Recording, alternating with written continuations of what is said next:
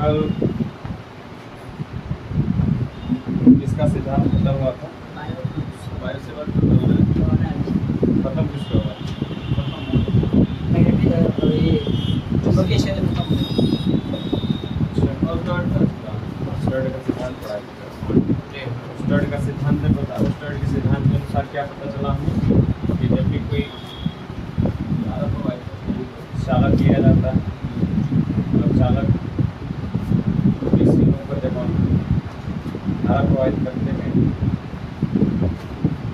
है ना, धारा प्रवाहित किया जाता है तो इसके चारों तरफ क्या उत्पन्न हो जाता है? चुंबकीय क्षेत्र उत्पन्न होता है। ये किसके अनुसार पता चला था? क्लियर है इतना? क्या हो गया? कहाँ तक गया? मिल रहा है आवाज़ की वजह से, आवाज़ की वजह से बुक में उस पर दिख रहा है। कैमरा वैसे ही आएगा क्या जी? इधर उधर आएगा क्या? हिल रहा है, देख रहे हैं ना। उससे कोई मतलब नहीं, वो फोकस कर लेगा। अच्छा, सर इसमें पहला वाला छुड़वा दिए 7 वाला। क्या चीज़? धारा विद्युत धारा चुंबकीय प्रभाव क्या पहले ये से तो नहीं चला दिया वाला है। देखें क्या क्या आप ये मेरा चैप्टर पढ़ा रहे हैं ना, 8 वाला।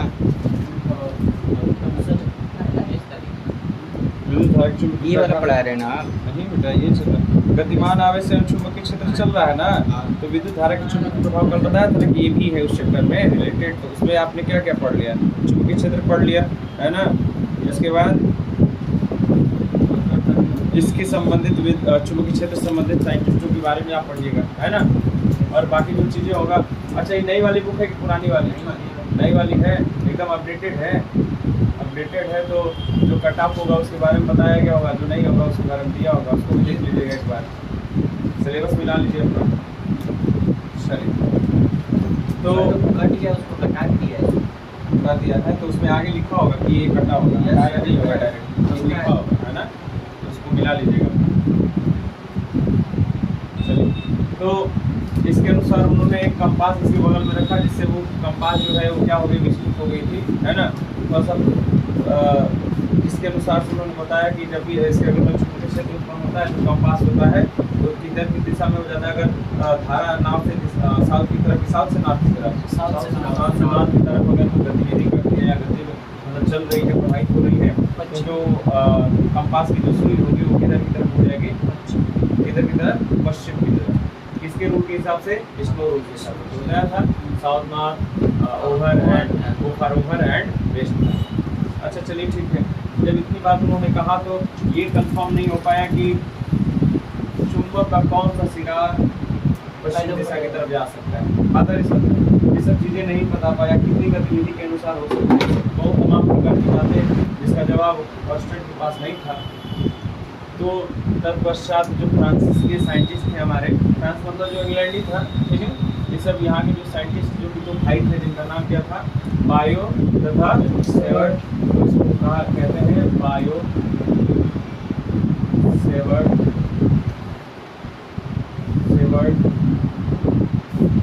का नियम। इन्होंने इसके बारे में पूरे डिटेल जानकारी बताई, ठीक है। बायो सेवर्ट का नियम, जिसको हिंदी में BIOT लिखा जाता है, बायो सेवर्ट। तो एक बार इंग्लिश चेक करिएगा सेवर्ट का, तो ऐसे ही होता है कि ऐसे होता है? जैसे BART ना, बायो सेवर्ट ऑफ लॉ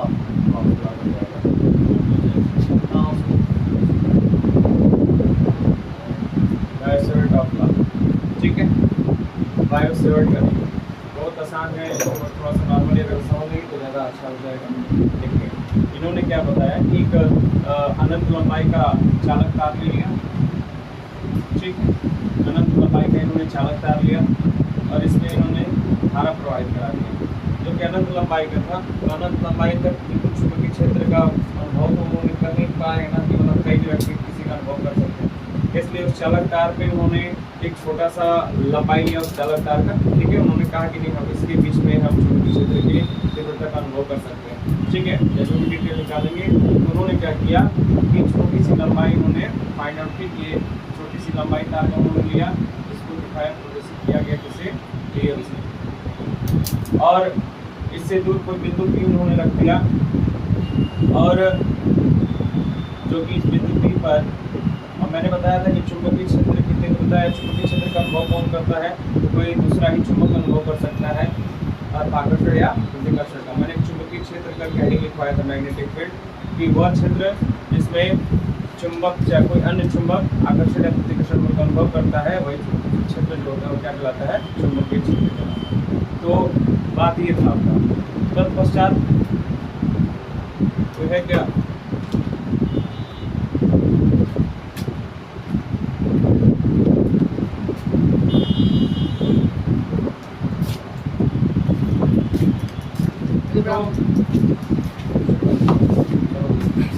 तो यहाँ उन्होंने क्या किया कि बिंदु P ले लिया, ठीक है। बिंदु P लेने के पश्चात उन्होंने यहाँ पे चुंबक रखा, और चुंबक जैसे कि छोटा क्षेत्रफल था, छोटी सी लंबाई तार की थी, इसलिए उन्होंने चुंबक का इस्तेमाल कितना किया, छोटा से किया। अर्थात चुंबक को हम जैसे दिखाते हैं, लेकिन छोटे से चुंबक के लिए हम किसका प्रयोग करते हैं, स्मॉल डी का प्रयोग करते हैं। अब क्लियर हुआ इतना। तो उन्होंने बोला कि बिंदु P पर उन्होंने एक द्विध्रुवी चुंबक ले लिया, छोटा सा चुंबक लिया, और इसकी दूरी को यहाँ से यहाँ तक मिला दिया, कि यहाँ से यहाँ तक जो बल का अनुभव कर रहा होगा। जैसे आपको पता होगा कि दो पिंड आप लेते हैं, इनके बीच या तो आकर्षण बल या तो प्रतिकर्षण बल लगता है, ठीक है ना, और इनके बीच की दूरी को हम किससे डिनोट करते हैं, आर से करते हैं। तो कुछ इसी प्रकार से इन्होंने दो चुंबक लिया, और इन दोनों चुंबक के बीच में क्या किया, स्मॉल आर से डोनेट कर दिया इनकी दूरी को।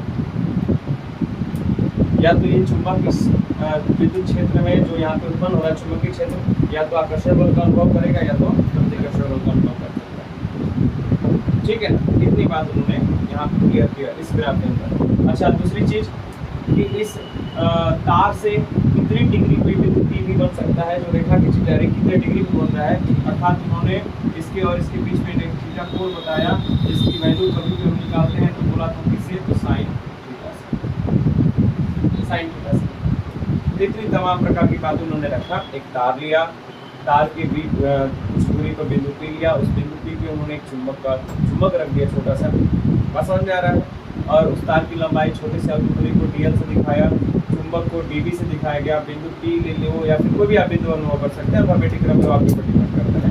उसके बाद तार और चुंबक, जो बिंदु P पर चुंबक रखा गया, उसके बीच की दूरी को उन्होंने स्मॉल r, ठीक है, और तमाम प्रकार की बात की कोशिश को आप लिख लीजिए, थोड़ा सा इनके बारे में लिखिए, उसके बाद बात करते हैं। लिखिएगा 1820 ईस्वी में, हेडिंग सब डाल दिए हैं आप लोग, लिखिए 1820 ईस्वी में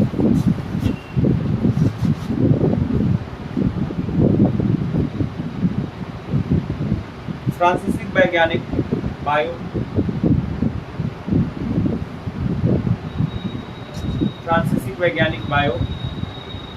तथा सेवर्ट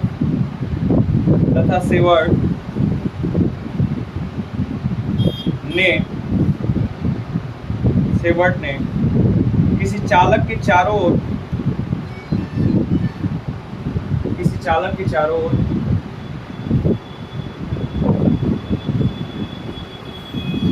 उत्पन्न चुंबकीय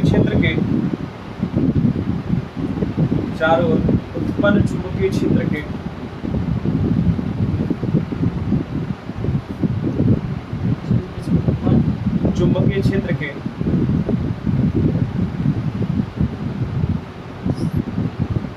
संबंध में एक नियम प्रतिपादित किया,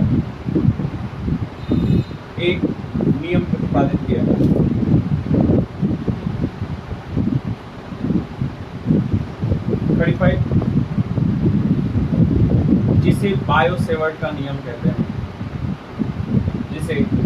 बायो सेवर्ट का नियम कहते हैं।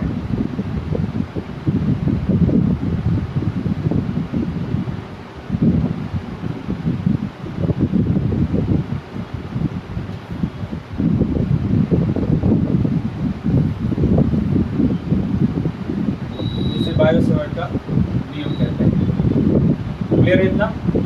ठीक। अब उन्होंने कुछ इस प्रकार से नियम प्रतिपादित किया, उसको मैं एक चीज़ करके लिखवाऊंगा कि ये जो नियम हुआ इस विद्युत क्षेत्र पे क्या इफेक्ट डालता है या चुंबक का क्या प्रभाव पड़ता है, तमाम प्रकार की बात आपको बताई जाएगी। इससे पहले आप क्या करिए कि नीचे से एक लाइन और लिख लीजिए कि इस चुंबक को लिखिएगा, नीचे से चुंबकीय क्षेत्र को B से प्रदर्शित करते हैं, चुंबकीय क्षेत्र को B से प्रदर्शित करते हैं। हाँ, कैपिटल B से।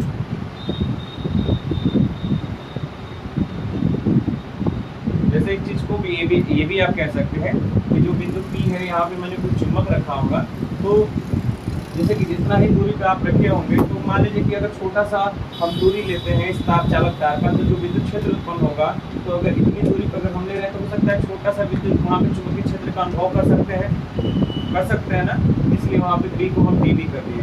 अब B किसको प्रदर्शित कर रहा है? चुंबकीय क्षेत्र को कर रहा है। बात समझ में आ रहा है? तो हम कह रहे हैं कि एक हिसाब से ये भी समझ सकते हैं कि इस बिंदु P पर चुंबकीय क्षेत्र काम कर रहा है, लेकिन कितना कर रहा है? तो छोटे से लंबाई वाले तार के लिए कितना काम कर रहा है? छोटा सा चुंबकीय क्षेत्र का अनुभव कर रहा है, और थोड़ा सा, इसलिए इसको हम कैसे प्रदर्शित कर दिए?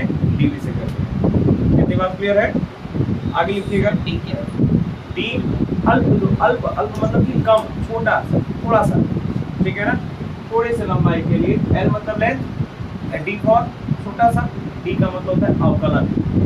अवकलन क्या करता है? बड़ी से बड़ी चीजों को क्या कर देता है? छोटा कर देता है। बस समझ में आ रहा है? अच्छा, समाकलन का अर्थ क्या होता है? जो छोटी सी चीज को क्या करता है? बड़ा करके दिखाता है। ठीक है, देखिएगा नीचे से क्या, चुंबकीय क्षेत्र को B से प्रदर्शित करते हैं तथा इसका मात्रक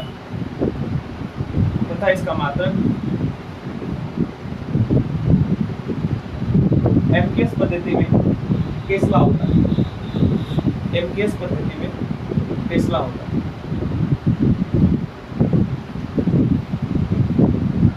एमकेएस पद्धति में capital M, capital A, capital S system जो होता है, एमकेएस सिस्टम, उसमें इसका मात्रक जो होगा वो क्या होता है? टेस्ला होता है। तो अगर आपसे कोई पूछेगा कि चुंबकीय क्षेत्र का मात्रक क्या होता है, तो क्या लिखिएगा? टेस्ला होता है। क्लियर हो गई बात इतनी? इस ग्राफ को बनाइए, उसके बाद कुछ बात करेंगे।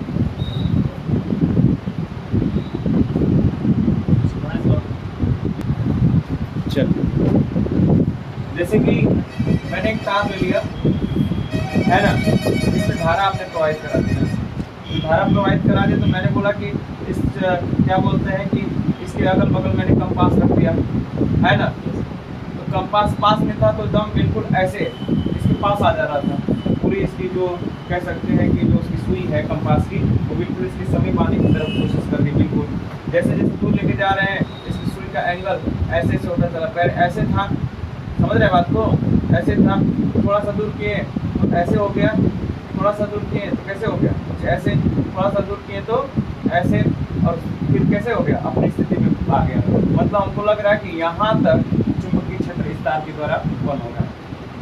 तो चुंबकीय क्षेत्र का अनुभव कौन करता है? एक चुंबक ही करता है। या चुंबक बताने, किसी दिशा बताने वाली कोई मशीन, तो कंपास के अंदर चुंबक ही लगा रहता है, साउथ होता है, दूसरा क्या होता है? नॉर्थ। तो वही कह रहा है कि यहाँ तक उसका चुंबकीय क्षेत्र अनुभव हो रहा है, तो कह सकते हैं कि यहाँ पे अगर हम बिंदु P ले लेते हैं, यहाँ पे बिंदु P अगर कोई ले लेते हैं, और हम इस पूरे तार को ना लेकर हम छोटी सी दूरी ले लेते हैं, इसमें जब धारा प्रवाहित कराएगा, एक बात बताइए कि छोटी सी धारा से क्या चुंबक का मान या चुंबकीय क्षेत्र अधिक उत्पन्न होगा कि थोड़ा सा उत्पन्न होगा? और मैं बोलूँ कि इस बिंदु P पे कोई कंपास मैंने रख दिया है, ठीक है, और ये बस थोड़ा सा अनुभव कर रहा है। किसको अनुभव कर रहा है? तो चुंबकीय क्षेत्र को कर रहा है, बस थोड़ा सा विचलित हो रहा है। जैसे जैसे पास लेके जाएंगे, मतलब कि दूरी के बीच की घटाया जाएगा, वैसे वैसे चुंबकीय क्षेत्र का मान क्या होता चला जाएगा। इसलिए मैंने इसकी दूरी को वर्टिकल से दिखाया है, और चुंबकीय क्षेत्र यहाँ तक जो काम कर रहा है वो भी किससे दिखा रहे हैं? dB से। D फॉर चुंबकीय क्षेत्र, मैग्नेटिक फील्ड है, और D is the smallest magnetic field. समझ में आ गया? और इस बिंदु P पे तब क्या है? तो कोई कंपास मैंने रखा है जो कि इस क्षेत्र का, या कोई चुंबक रखा है जो इस क्षेत्र का अनुभव कर रहा है। क्लियर होगी बात? नहीं था? इन्होंने यही नियम बोला था। अच्छा, नियम को प्रतिपादित करने के तत्पश्चात उन्होंने कई सारा बोला कि इसमें प्रभाव क्या पड़ता है एक दूसरे का, इस चुंबक में प्रभाव क्या होता है, प्रवाहित धारा जो इस परिपथ में धारा प्रवाहित हो रही है, तो निम्न प्रकार को यहाँ पे बातों को भी दर्शाया। जिसमें से पहली बात आप लिखिए, पहला पॉइंट करके लिखिएगा, चुंबकीय क्षेत्र ऐसे लिखेगा, चुंबकीय क्षेत्र धारावाही चालक में, चुंबकीय क्षेत्र धारावाही चालक में, धारावाही चालक में करिएगा, चालक में बहने वाली धारा, चुंबकीय क्षेत्र धारावाही चालक में बहने वाली धारा के व्युत्क्रमानुपाती होता है, के व्युत्क्रमानुपाती होता है।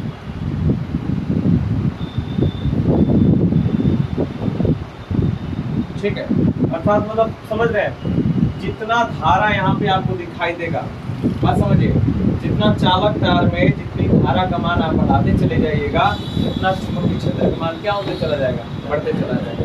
जितना मान कम करेगा उतना चुंबकीय क्षेत्र का मान क्या हो जाएगा, कम होता चला जाएगा। कोई है क्या?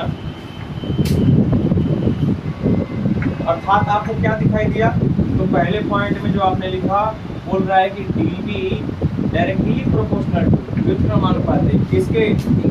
I के, इसके I के। क्यों लिखोगे बच्चा? सूरज कहाँ रह गया तुम्हारे? क्या हो रहा है? अच्छा, ठीक है।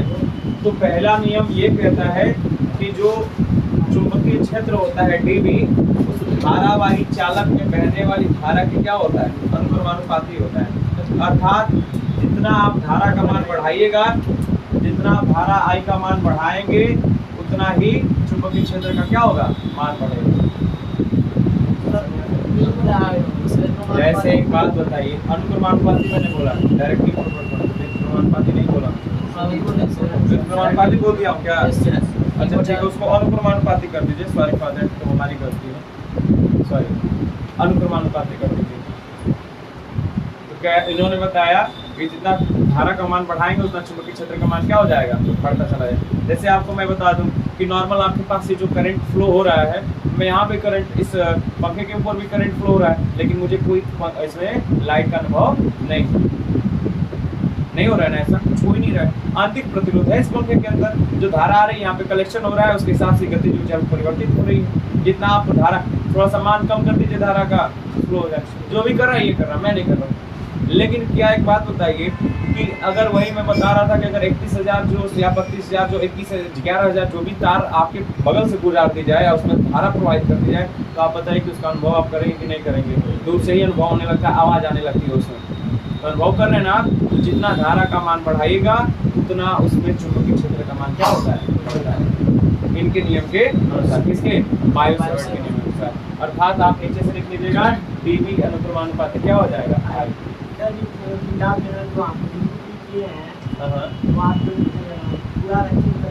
कुछ भी आप रख सकते हैं। वो दिखा रहा है कोई कंपास की स्थिति उन्होंने रखा, कोई चुंबक रखा वहां पे जो कि उसकी तरफ आकर्षित या प्रतिकर्षित हो रहा होगा, ठीक है ना। जैसे आप पास ले या तो प्रतिकर्षित कर रहा होगा या तो अपने तरफ क्या करेगा, उसको आकर्षित करेगा। अच्छा, प्रतिकर्षित कब करेगा? जब उस धारा में से जो चुंबकीय क्षेत्र होगा और इस चुंबक का हो सकता है कि एक सिरा उस सिरे से क्या हो, मैचिंग कर रहा हो, दोनों बराबर हो तो प्रतिकर्षित होगा।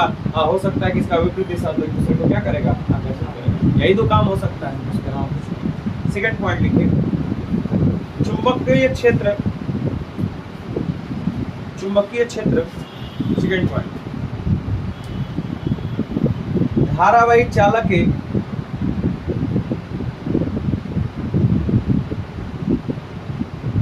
चुंबकीय क्षेत्र धारावाही चालक के अनुक्रमानुपाती होता है।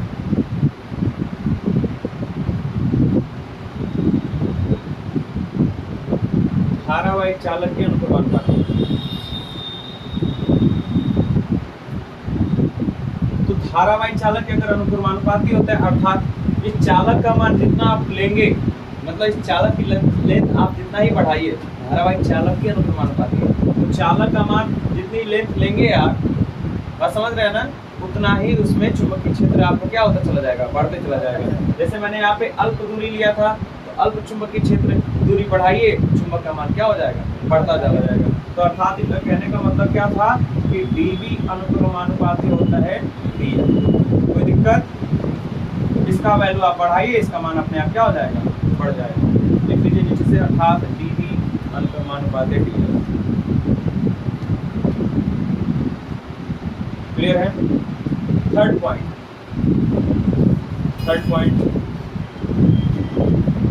बोले, लिखिएगा चुंबकीय, एक मिनट सॉरी, थर्ड पॉइंट, धारा खंड को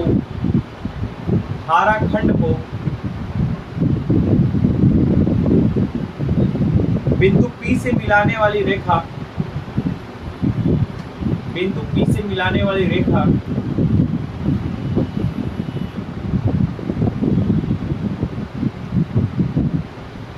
से मिलाने वाली रेखा द्वारा बनाए गए कोण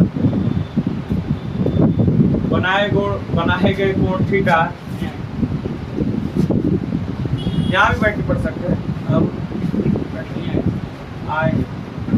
बनाए गए कोण थीटा की ज्या, बनाए गए कोण थीटा की ज्या मतलब कि साइन थीटा को प्रदर्शित कर रहा है। ज्या, बनाए गए कोण की ज्या, बनाए गए कोण की ज्या, आधा जो होगा या पराग मात्रा ज्या की अनुक्रमानुपाती होता है, की अनुक्रमानुपाती होता है।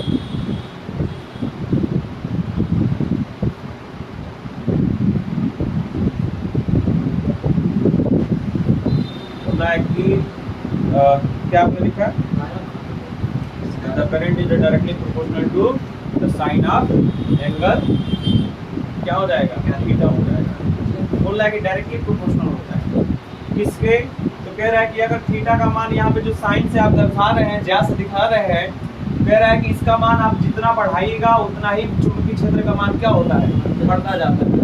थीटा की वैल्यू जैसे जैसे बढ़ाइए, थीटा की वैल्यू कहाँ बढ़ सकता है, इसके पास तो बढ़ नहीं सकता है। जैसे जैसे इसको पास लेकर आएंगे, इस थीटा का मान अपने आप क्या होता चला जाएगा, बढ़ते जाएगा। अर्थात इसका कहने का मतलब है, तीसरा पॉइंट, इस डीबी जो है वो किसके अनुक्रमानुपाती है, तो साइन थीटा का मान बढ़ाइए, मतलब कि अगर थीटा का मान बढ़ता है, दिख जाए बढ़ता है। अच्छा, किस कंडीशन में बढ़ेगा, इसको जितना आप पास में लेकर आइएगा, पास में लेकर आइए, थीटा का मान धीरे धीरे क्या होता चला जाएगा, बढ़ता चला जाएगा। तो जब इसको पास में लेकर आइएगा तो आप ये भी तो देखिए कि इसकी दूरी भी घट रही है, जो कि अभी मैं बताऊंगा, तो दूरी भी घट रही है। और ये चुंबक जो है, या कह सकते हैं जो बिंदु P है, चुंबकीय क्षेत्र के और पास आता चला जा रहा है, धारावाहिक चालक के पास आ रहा है, तो 100% थीटा का मान बढ़ रहा है। तो ये भी कारण कह सकते हैं कि चुंबकीय क्षेत्र का मान क्या हो जाएगा, तमाम प्रकार का। सोचेंगे तो अंदर तक जाएगा, नहीं है तो बार बार हवा में उड़ेगा। फिजिक्स एक सोच होती है, पहले भी बताया था आपको, ठीक होती है, सोचिए उस चीज़ को, इमेज करिए कि क्या होता होगा, समझ रहे हैं। और नहीं होता तो घर पे जाकर उस चीज़ को आइए, कोई बड़ी चीज़ नहीं है, लेकिन अपने आप को सेफ्टी में रख के करिएगा, कोई बड़ी चीज़ नहीं है। आप क्या करिए, बहुत नॉर्मल सिंपल सी बात है, आप कोई नंगा तार ले लीजिए, कापर का ले लीजिए, अच्छा सा जो चालक होता है, और उसको कई सारा मतलब 2-3 तार को लेके आपस में लपेट दीजिए और उस तार में धारा प्रवाहित कर दीजिए। धारा प्रवाहित कैसे करिएगा, एक सिरे को, एक प्लग में होता है ना, दोनों को ओपन कर दीजिए और उसमें से जो एक बल्ब को ऐड कर दीजिए, आप एक बल्ब को ऐड कर दीजिए। बल्ब को ऐड करने के बाद, और वो भी नहीं होता है, तो आप इतना तो कर सकते हैं कि तार लीजिए दोनों और उसका लंबा थोड़ा सा उसको छीन दीजिए, लगा कर दीजिए दूर तक। अब उसके पास चुंबक लेके जाएगा, थोड़ा सा बहुत छोटा सा चुंबक लेके जाना, तो काम होगा, या तो उसको अपने तरफ आकर्षित करेगा या तो उसको क्या करेगा, प्रदर्शित करेगा। करके देखिए उस चीज़ को, क्षेत्र चुंबकीय क्षेत्र ज़्यादा होगा, ये नहीं है। पोल में दो ध्रुव होते हैं, एक साउथ होता है, एक नॉर्थ होता है। अब वो धारावाहिक चालक किस प्रकार से उस चुंबक को अपने तरफ, अच्छा देखिए 100% है कि तार जो होगा वो अपनी तरफ आकर्षित करेगा किसी पदार्थ को, लौह पदार्थ को। अब अगर आप चुंबक रख रहे हैं यहाँ पे, तो चुंबक का 2 सिरा, एक साउथ और दूसरा क्या, नॉर्थ।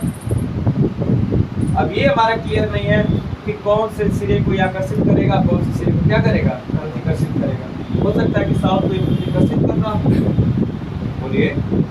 अच्छा, एक चीज़ और आप जानते हैं कि जो और जो कि डिटेल में अभी आगे चल के पढ़ेंगे कि जो बाहर की तरफ चुंबकीय रेखाएं होती हैं वो नाव से किधर की तरफ होती हैं, साउथ की तरफ होती है, और अंदर क्या होता है, साउथ से नॉर्थ की तरफ होता है। तो तमाम प्रकार के क्वेश्चन से विचार आप कर सकते हैं। हो सकता है बहुत सारे ऐसे क्वेश्चन है कि जो आपके माइंड में उठ सकता है। कहीं जा रहे हैं क्या? नहीं जाएंगे। बात समझ रहे हो बेटा? तो कई सारे क्वेश्चन आपके क्वेश्चन मार्क बन के पढ़ सकते हैं, लेकिन फिलहाल में हमारी बात इतनी हो रही है कि चुंबकीय क्षेत्र पे या किसी चुंबक पे चुंबकीय क्षेत्र, इधर देखिए, किसी चुंबक पे चुंबकीय क्षेत्र का क्या प्रभाव पड़ता है इनके नियम के अनुसार। तो तमाम प्रकार की बातें, पहला कंडीशन ये, सेकेंड कंडीशन ये, थर्ड कंडीशन ये, फोर्थ कंडीशन लिखिए।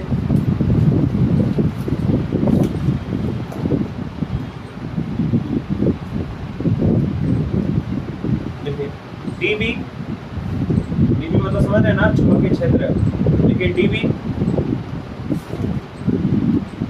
चालक तार तथा बिंदु P के बीच, चालक तार तथा बिंदु B के बीच, बिंदु P के बीच की दूरी के वर्ग के, दूरी के वर्ग के व्युत्क्रमानुपाती होता है। बीच की दूरी के वर्ग के व्युत्क्रमानुपाती होता है।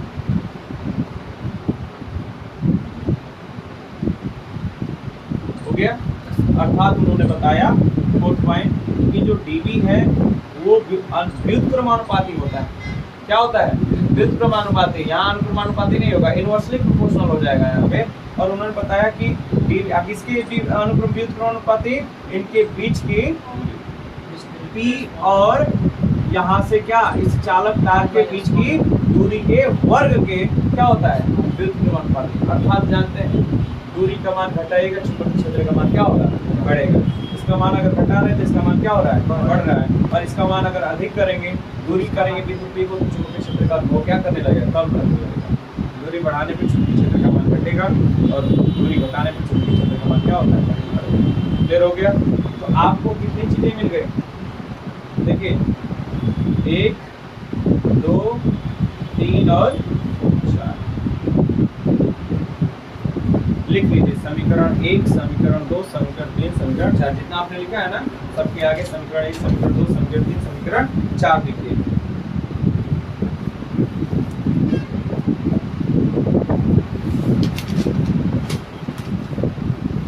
नीचे से लिखिएगा। अतः समीकरण 1, 2, 3 तथा 4 से स्पष्ट है। क्या स्पष्ट है भैया? तो dB inversely proportional to I into DL into sine theta upon में क्या है, R स्क्वायर। आपस में सबको क्या कर दीजिए, मल्टीप्लाई कर दीजिए, क्योंकि सबके ये कहीं ना कहीं व्युत्क्रमानुपाती है, कहीं ना कहीं क्या है, अनुक्रमानुपाती, सबसे संबंध रख रहा है। इससे उन्होंने रूल दिया। अर्थात डीबी जब अनुक्रमानुपाती का चिन्ह हटाते हैं तो डीबी इक्वल टू हो जाता है म्यू नॉट अपॉन में 4 पाई इंटू में IDL साइन थीटा अपॉन में R स्क्वायर। ये है बायो-सेवर्ट का लॉ ऑफ बायो-सेवर्ट। समझ में आ गया? कोई दिक्कत है तो बताइए। जब सब डीबी इनके अनुक्रमानुपाती या व्युत्क्रमानुपाती है तो सबको एक साथ रखे। जैसे था ना न्यूटन के नियम में कि दोनों पिंडों के गुणनफल के क्या होता है, अनुक्रमानुपाती होता है जो फोर्स होता है, और सेकेंड जो होता है कहता है कि वही फोर्स इन दोनों पिंडों के बीच के वर्ग के क्या होता है, व्युत्क्रमानुपाती होता है। तो अर्थात आपने लिखा था ना F अनुक्रमानुपाती M1 M2 अपॉन में R स्क्वायर लिखते हैं ना, बोलिए। R स्क्वायर का चिन्ह हटाते हैं तो क्या लगाते हैं, की कांस्टेंट लगाते हैं या कैपिटल G लगाते हैं। अर्थ की बात आती है तो कैपिटल G या स्मॉल g की बात होती है, या कभी बड़े पिंड की बात होती है स्मॉल जी की बात करते हैं, सर्वाधिक गुरुत्वाकर्षण की बात करते हैं। वैसे यहाँ पे म्यू का जब यहाँ पे अनुक्रमांक चिन्ह हटा है तो म्यू 0 लग गया अपन में 4 पाई। पहले इतना करिए, उसके बाद आगे भी चर्चा होगी। हो गया इतना करिए।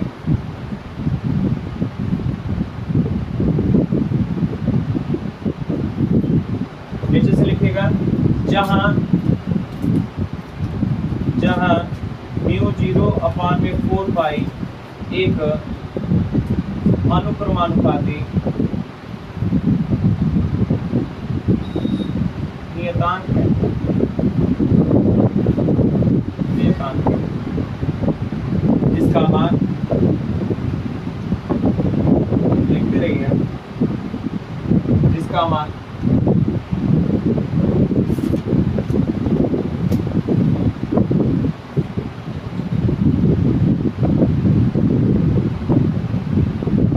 का मान कैसे निकालेंगे तो mu naught upon 4 pi equal to हो जाता है 10 की पावर -7 और इसका मात्रक हो जाता है न्यूटन प्रति एम्पीयर स्क्वायर,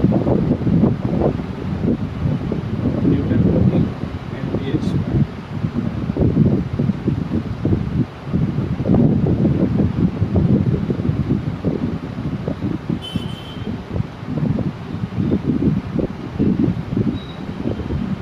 जहां म्यू 0 निर्वात की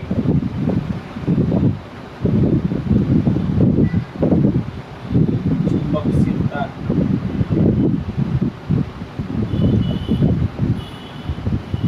निर्वात की क्या चुंबकशीलता, बात समझिए।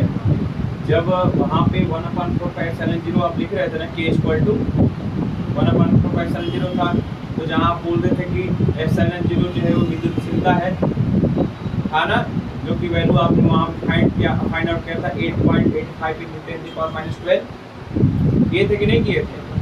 वैसे ही इस चुंबक में यहाँ पे 1/4 पाई तो क्या है, एक क्या है कांस्टेंट है, नियत है, नियतांक इसकी वैल्यू फिक्स है, 4 है, पाई की वैल्यू 3.14 होता है। लेकिन म्यू 0 क्या है, तो म्यू 0 जो होता है उस चुंबक में, देखो भाई यहाँ पे 2 पिंड था, 2 पिंड के बीच में जो आकर्षण और प्रतिकर्षण बल का अनुभव होता है उसको हम ε0 से डिनोट करते हैं। इसी माध्यम के अंतर्गत ये आकर्षण और प्रतिकर्षण बल का अनुभव करता है, बात समझिए। लेकिन यहाँ पे क्या कर रहा है, यहाँ पे एक चालक तार है जिसको हम मान लो कि यहाँ पे O से भी दिखा दे सकते हैं, O से लेकर बिंदु P तक जो यहाँ पे माध्यम में जो आकर्षण और प्रतिकर्षण बल चुंबकीय क्षेत्र के काम कर रहा है, जिस चीज का अनुभव हो रहा है विद्युत क्षेत्र, कह रहे हैं ना कि चुंबकीय क्षेत्र का अनुभव कर रहा है। यहाँ पे कोई भी यहाँ पे बिंदु P पे कोई भी वस्तु रखी गई है तो जो कर रहा है इस माध्यम के अनुसार कर रहा है, ये म्यू 0 के माध्यम के अनुसार कर रहा है। इस म्यू 0 को कहते हैं चुंबकशीलता, जिसकी वैल्यू फिक्स है 10⁻⁷ म्यू 0 की वैल्यू नहीं, म्यू 0 अपान में 4 पाई की वैल्यू है। अच्छा म्यू 0 का मान कितना होगा, अच्छा म्यू 0 का मान कितना होगा, बस नॉर्मल सी बात है। म्यू 0 पर हम इसका क्या कर देंगे, मल्टीप्लाई करेंगे कहीं 10⁻⁷ में क्या हो जाएगा 4 पाई, जो वैल्यू आएगी इनका वैल्यू है 10⁻⁷ और म्यू 0 का स्पेशल पूछेगा तो क्या बताएगा 10⁻⁷ × 4 पाई न्यूटन प्रति एम्पीयर स्क्वायर। कोई दिक्कत है पूछिए यहाँ पे, मेरे बाद आगे बढ़े।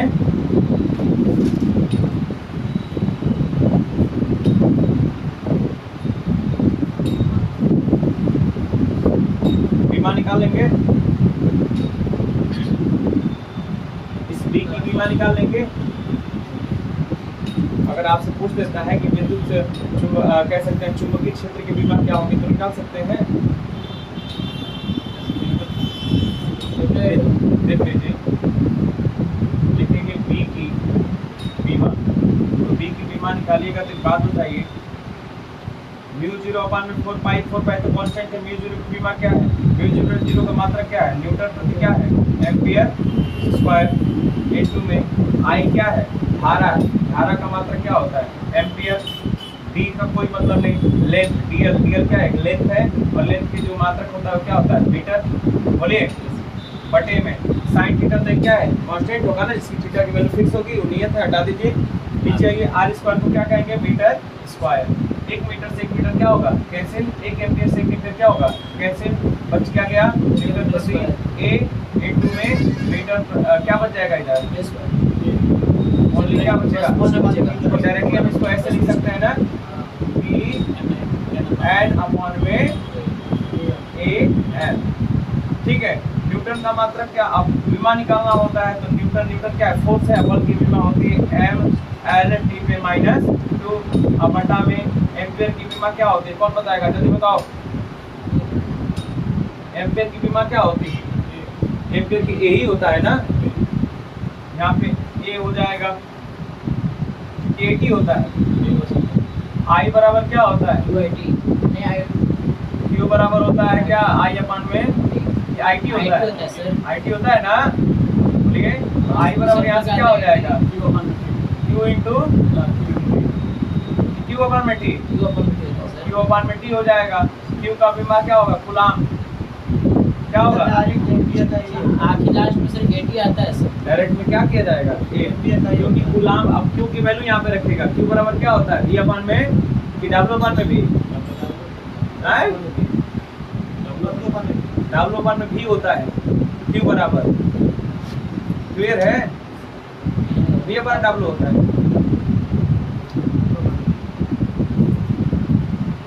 आप सूत्र नहीं तैयार करिएगा तो आपके लिए समस्या उत्पन्न हो जाएगी, क्योंकि देखिए हर एक प्रत्येक एक शब्द एक दूसरे वर्ड से जुड़ा रहेगा।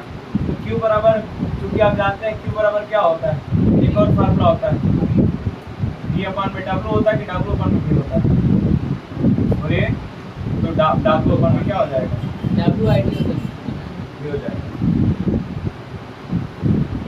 विद्युत क्षेत्र में जाने पर किसी एक कहते हैं ना कि एकांक समय में या डब्ल्यू अपान में टी एकांक समय में किसी कह सकते हो ना एकांक आवेश को ले जाने में किया गया कार्य हमारा क्या कहलाता है एक कूलम आवेश कहलाता है, कहोगे ना तो वही चीज रहता है। तो कहने का तात्पर्य आप कहीं से इधर उधर करिएगा तो आपका डायरेक्टली क्या आ जाएगा ए आएगा, आई की विमा क्या हो जाता है ये हो जाता है और मीटर का क्या होगा एल होगा। तो एक बात बताइए एक ऊपर से भेजिएगा तो क्या हो जाएगा, इतनी कंफ्यूजिंग नहीं करना है, नॉर्मल आप जानिए। तो धारा का मात्रक एम्पियर और एम्पियर की विमा क्या होता है ए होता है। एल से एल क्या हो गया कैंसिल हो गया ना, बोलिए एल से एल कैंसिल। लेकिन लिखने का तरीका कुछ आप ऐसे भी लिख सकते हैं m के पावर 1 l के पावर 0 t के पावर -2 और a के पावर क्या हो जाएगा माइनस, एक ऊपर भेजिएगा तो माइनस हो जाएगा, ये इसकी विमा कहलाएगी। क्लियर हो गया इतना। अच्छा अगर आपसे कोई पूछ दे म्यू जीरो की विमा लिखने के लिए तो क्या लिखेंगे, अगर आपसे डायरेक्टली म्यू जीरो का पूछ दे कि चुंबक क्षेत्र का विमा क्या होगा तो म्यू जीरो की विमा क्या होगी। तो आप जानते हैं चूंकि इसका मात्रक होता है न्यूटन प्रति क्या होगा मीटर स्क्वायर, न्यूटन मतलब फोर्स, फोर्स का विमा जो होता है वो क्या हो जाता है फोर्स मतलब विमा मतलब डायमेंशनल, डायमेंशनल होता है कि डायमेंशन होता है, डायमेंशन होता है न्यूटन प्रति एम्पियर होता है, एम्पियर स्क्वायर होता है, सॉरी एम्पियर स्क्वायर होता है। तो न्यूटन का क्या हो जाएगा एम एल टी पे -2 और नीचे क्या हो जाएगा ए पे 2 हो जाएगा, ऊपर जब भेजिएगा तो हो जाएगा एम एल टी पे -2 और ए पे -2। म्यू जीरो का मान है ना, ये म्यू जीरो की विमा है, ये म्यू जीरो का मात्रक है, ये म्यू जीरो का क्या है मान है, ये म्यू जीरो मान 4 पाई का मान है। बात समझ में आ रहा है। आई क्या है प्रवाहित धारा है परिपथ में, डीएल क्या है उस परिपथ का लंबाई है, कैसी लंबाई है बहुत छोटी लंबाई है अल्प लंबाई। साइन थीटा क्या है उस बिंदु P और धारावाही चालक से क्या थीटा कोण बनाते हुए यहाँ पे कह सकते हैं उससे बीच की दूरी का क्या है कोण है, और यहाँ पे r क्या है बीच की दूरी है दोनों की। क्लियर है इतना, आप प्रत्येक चीज यहाँ पे लिख दिया। और चुंबकीय क्षेत्र की दिशा अभी बाकी है कि चुंबकीय क्षेत्र की दिशा क्या होगी जल्दी करिए, उसके बाद चुंबकीय क्षेत्र की दिशा कंप्लीट करवाते हैं। कि अभी मैं आपको यही बता देता हूँ सुनिए, चुंबकीय क्षेत्र की दिशा आपको वर्क में दे देते हैं आप उसको कर लीजिएगा। उन्होंने बताया था आप पढ़े होंगे दायां हस्त अंगूठ का नियम, एक बामा होता है एक दायां होता है, पढ़े है ना।